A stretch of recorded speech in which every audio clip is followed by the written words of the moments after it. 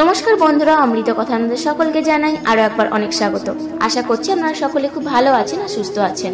তো বন্ধুরা, আজ আমি আপনাদেরকে বলবো দোলযাত্রা বা হোলি কিভাবে আপনারা পালন করবেন, দোলযাত্রার মাহাত্ম্যটা কি, এই দিন আপনারা কি কি কাজ করবেন আর কি কি কাজ থেকে আপনারা নিজেদেরকে বিরত রাখবেন, আর এই দিন কোন কোন দেবদেবীর আপনারা পূজা করতে পারেন, আর দোলযাত্রা, দোল বা হোলির মধ্যে পার্থক্যটা কি।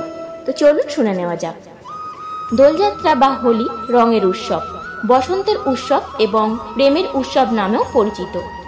হিন্দু ধর্মের অন্যতম জনপ্রিয় এবং উল্লেখযোগ্য উৎসব। হিন্দু বিশ্বাস অনুসারে বৃন্দাবনে রাধা ও কৃষ্ণের দ্বারা হোলি খেলা উৎসব পালিত হয়েছিল।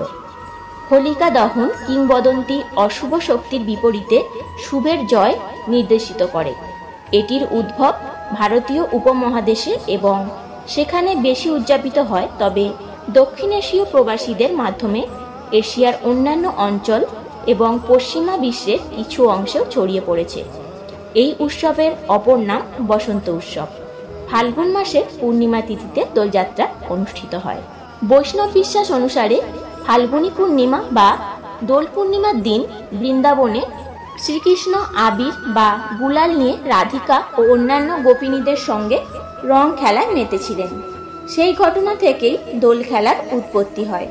দোলযাত্রার দিন সকালে তাই রাধা ও কৃষ্ণের বিগ্রহ আবির ও গুলালে স্নান করে দোলায় চড়িয়ে কীর্তন গান সহকারে শোভাযাত্রায় বের করা হয়।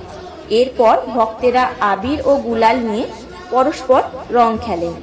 দোল উৎসবের অনুষঙ্গে ফাল্গুনী পূর্ণিমাকে দোল পূর্ণিমা বলা হয়।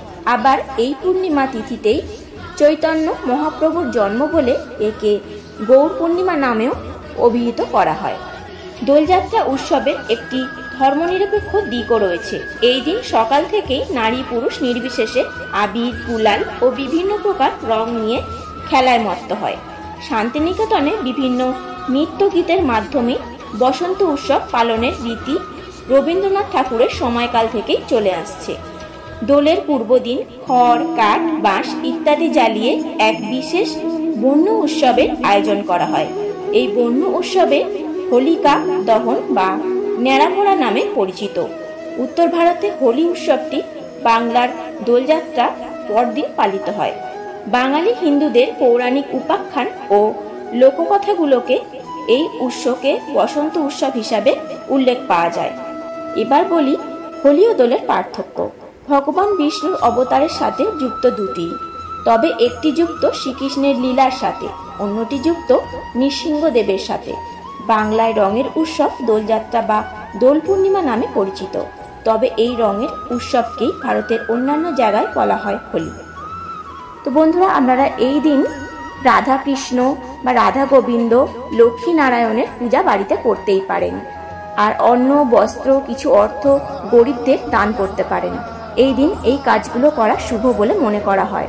আর এই দিন গঙ্গা স্নানও আপনারা করতে পারেন। আর কোনো খারাপ কাজ, অসৎ কাজ থেকে নিজেকে বিরত রাখবেন।